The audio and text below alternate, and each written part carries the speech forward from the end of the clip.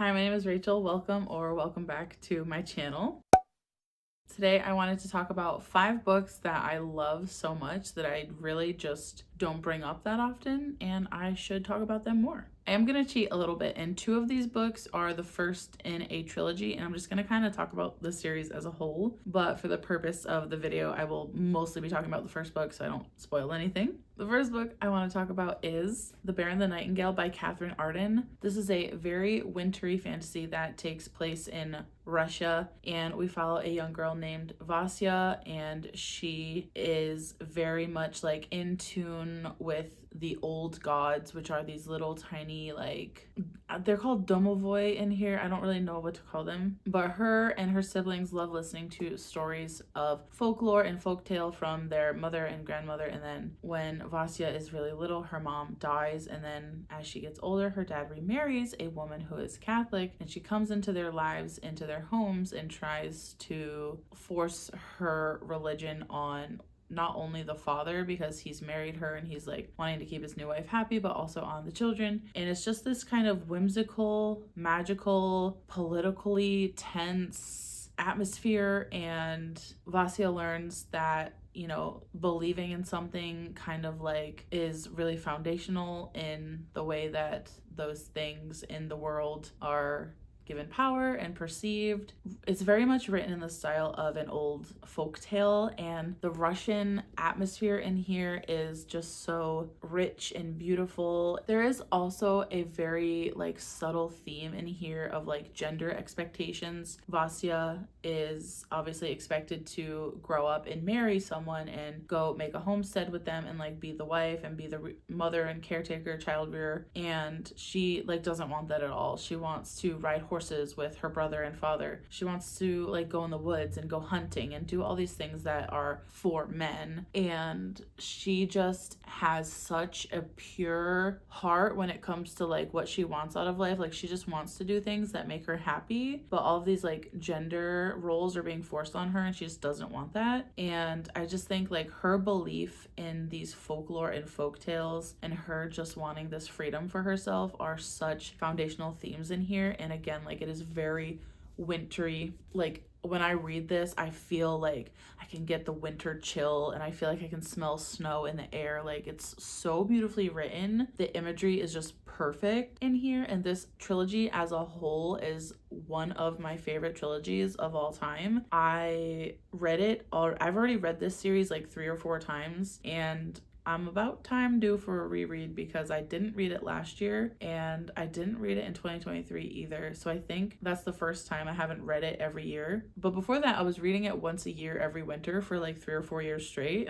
And I love Vasya as a character, and there are some other side characters in here that I won't mention because they are part of the story in a way that like it's more fun if you don't really know anything about them before you meet them. But there are just, the characters in here are just so unique to the story. Like inside the story, they're all like different from each other, and they all like just have a part to play in here. And it's just so interesting to see how everything falls into place as the story goes on and like where the plot progresses. Like the way that it starts in book 1 is so different from like where the plot goes in book 3. And I just think that it's just such a vast journey, and it's also just such like a interpersonal experience for Vasya herself and for you as a reader, like experiencing that with her. And I just think it's so beautiful. I feel like this was beloved on booktube quite a few years ago because I remember hearing quite a few people talk about this, and that's what got me to pick it up. And then I fell in love with it, and I haven't seen a lot of people talk about it recently, but this is definitely an oldie but a goodie. If you need a wintry folkloric Russian fairy tale, like it's definitely a little bit of a darker tale as well, so if those are the vibes you're needing, I strongly suggest The Bear and the Nightingale. The next book I'm going to talk about is Ace of Spades by Faerie Emide, and this is such a wildly entertaining book. It has the vibes of like Pretty Little Liars meets Get Out. So it has that like person sending anonymous texts, anonymous messages vibe of Pretty Little Liars, and then it also has that like sense of like foreboding that Get Out has, where like something is wrong, something's not correct here, like something is going on, there's a deeper meaning to these things. And I just think that these two characters are so interesting to follow, and you really feel for them as they go through this like ordeal. So Chiamaka and Devin are going to a prep school, and I believe it's the start of their senior year. Devin is like really into music, and that's kind of where he wants to take his like path in life. Chiamaka is a straight A student, and they both become prefects at this school, which is a predominantly white prep school, and everything like is all set into motion at the start of the school year. Once they become prefects, they start getting texts from this person called Ace. You see where the Pretty Little Liars comes in, and they don't know who Ace is, and Ace has all this information on them that shouldn't be public knowledge and is just like really threatening them. And it's just a wildly entertaining, like it's definitely a little bit harrowing as well, and it's just such a good mix of like literary fiction, a little bit of like thriller. There's also kind of like a family drama, there's like queerness in here, and I think that the journey we go on from page 1 until the end of the epilogue is just like such a wild time, and I cannot recommend this book enough if you need a popcorn read, like one that you're gonna devour in one sitting. It's so good, so entertaining, you'll be on edge the whole time, and I think the ending too will kind of like blow your mind a little bit. You know, when we find out who the person is, like what's going on, is kind of just like jaw on the floor. Also, this is just one of the most beautiful covers I've ever seen. Whoever this artist was that drew these portraits did an amazing job because they are so beautiful. The next book I want to talk about is Weyward by Amelia Hart. This story follows 3 women named Kate, Altha, and Violet. Kate we follow in 2019, so she's kind of like the present day storyline. Altha is from, I believe it's like 1619, and Violet is from 1943. This book weaves together those stories and is so sad and harrowing and poignant and just beautifully written, but like horrific, and like just it's depressing in a way, but it also kind of is like you just can't help but root for these 3 girls and the 3 separate things like that they've been going through, and like the 3 stories that we're following, they're all so different. The period of time that they're living is also different. So like obviously Kate has a cell phone and access to like a car, like a motor vehicle, and Violet is from the 1940s when it was like way more misogynistic and women had way less rights, and then Altha is from the 1600s. So obviously their experiences are all so different, but this book does a great job of showing you how those different experiences can also like be all of the same thing. There are so many trigger warnings that you need to know for this book. Off the top of my head, you need to know that there are trigger warnings here for abortion on page, miscarriage on page, domestic abuse on page. I will leave a more detailed list of the triggers down below in my description, so please check that out before you read this if you want to, because even for me, who is someone who is extremely desensitized to a lot of violence and graphic nature, this still like kind of rocked my world a little bit in ways that I was not prepared for. And I just think that it is something you need to be like in a good headspace to read, but I also think like it is so worthy of your time, and it's really a great highlight of like the ways that women get treated in all of those timelines. Yes, women in our day and age have it easier in some ways, but like in a lot of ways like things are the same, and I feel like that is the point of this book, is like it's showing you those 3 things. Even though I do think it is like very sad and gut-wrenching, it is so beautiful still. The way that Amelia Hart like wove those threads together, it was just really masterfully done, and this is a book that I think about like quite frequently. There will be like something that just reminds me randomly of like a kernel in here, and I'm like, oh my god, Weyward, and then I just get really like sad all over again. Also, I think it's fun to note here, there's like a little foreword before the book starts with a quote from Macbeth. It says, "The wayward sisters hand in hand, posters of the sea and land, thus do go about, thrice to thine, thrice to mine, and thrice again to make up 9, piece the charms wound up." And then underneath it says, "Wayward is used in the first folio edition of Macbeth, but in later versions the word wayward was replaced by the word weird." And I just think that's like a fun little kernel of knowledge, and I wonder if like that little quote from Macbeth is what inspired the Weyward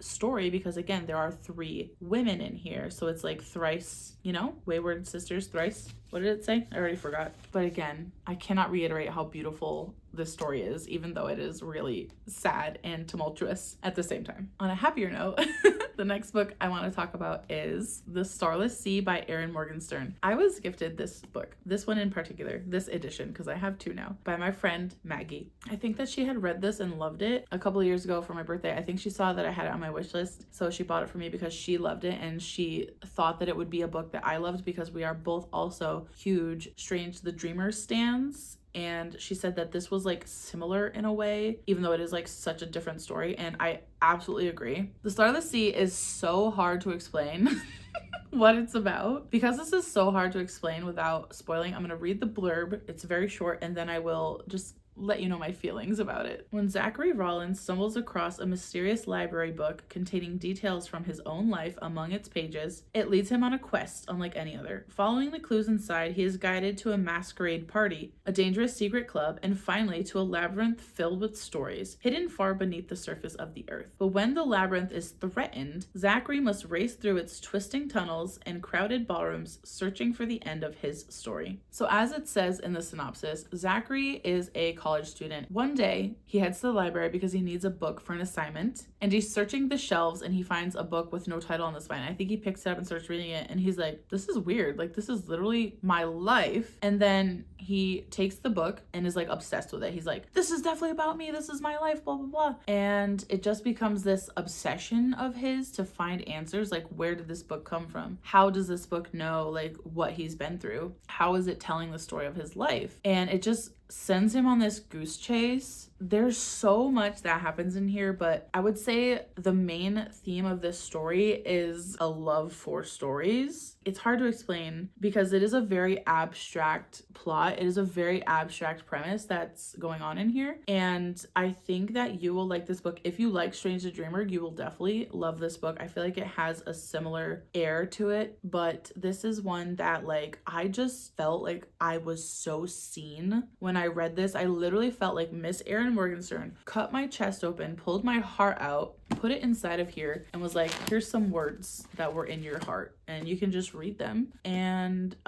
she eviscerated my soul with that one. This is also in a way a portal fantasy, so I won't say anything other than that, but just know this book is spectacular. This book is for dreamers. This book is for people who love the true idea of like a story, a quest, like a classic tale of folklore, like legend. And this book is for people who can get lost in books for hours and hours and hours and days and days and days on end. I'm gonna read a paragraph from like the second chapter. It's not very far in, but this is the kind of gorgeous imagery and love of stories that you can expect from this book. Far beneath the surface of the earth, hidden from the sun and the moon, upon the shores of the starless sea, there is a labyrinthine collection of tunnels and rooms filled with stories. Stories written in books and sealed in jars and painted on walls. Odes inscribed onto skin and pressed into rose petals. Tales laid in tiles upon the floors. Bits of plot worn away by passing feet. Legends carved in crystal and hung from chandeliers. Stories cataloged and cared for and revered. Old stories preserved while new stories spring up around them. The place is sprawling yet intimate. Like, tell me that's not beautiful. The love of stories is basically the theme and story of this, on top of the mystery of Zachary being like, how does this book know my story? How does this book know who I am? And it's very whimsical, very abstract in the magic. The magic doesn't seem to have a lot of rules, but it also does follow a guideline. It's very black and white, but also gray. Like, it's so hard to explain the nature of what's happening in here. I remember reading this for the first time, and I read this next quote that I'm going to read you. And I knew in that moment on page 13 that I was going to be obsessed with this story. A boy at the beginning of a story has no way of knowing that the story has begun. I love that.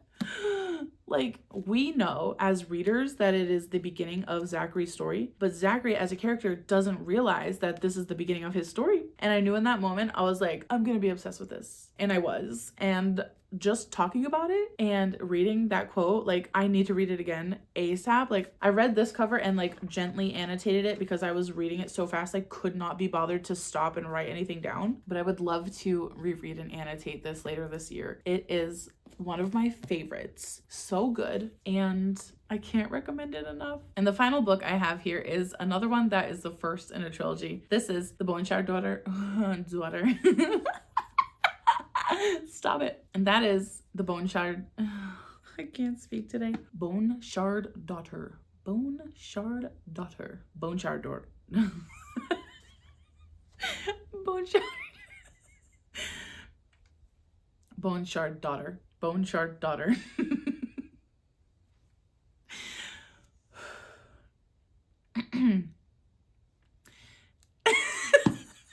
And that is The Bone Shard.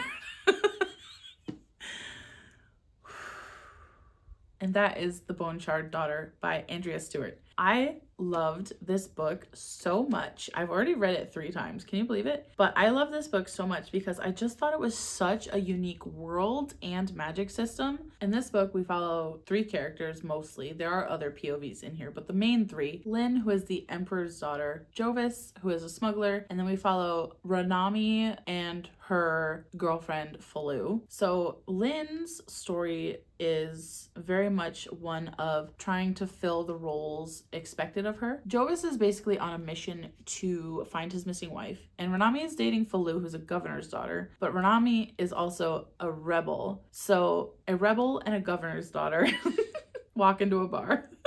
No, I'm kidding. But those are the main like POVs that we're following here. And this world has a bunch of islands that are floating, and it is essentially this like floating kingdom, this floating like empire. So Lynn is dealing with a lot of expectations and weight on her shoulders because she is the emperor's daughter. And they have this magic in their like empirical royal bloodline called bone shard magic. And every citizen of this empire gets a piece of bone removed from their body as a tithe to the emperor, and they write in their language, in the bone shard magic language, onto the bone, and then those bones are constructed in a way that like creates these like animated living but dead constructs, and they are these like grotesque amalgamations of like different animals like merged together. And it's so cool. And then Jovis is a smuggler who gets entwined in a mishap with one of the tithes, someone's bone going to be removed, and Ranami is part of like a rebel gang that's kind of like fuck the empire. and she's currently dating a governor's daughter that she loves very much. So it's like a very conflicting like turmoil that she's going through as well, with trying to balance her like want to be with Falu and her want to like help the rebels, but then like also trying to get Falu to like come to their side. And then we see Falu as well battling with the way that she was raised, because obviously she's a governor's daughter, and like trying to see things from another perspective. And I just think that this book is so much fun. The magic in here feels so unique. There is another source of magic in here, but it's a surprise. You'll have to read it to find out. If you like pina coladas and dancing in the rain, I'm literally losing it in this video. I'm so sorry.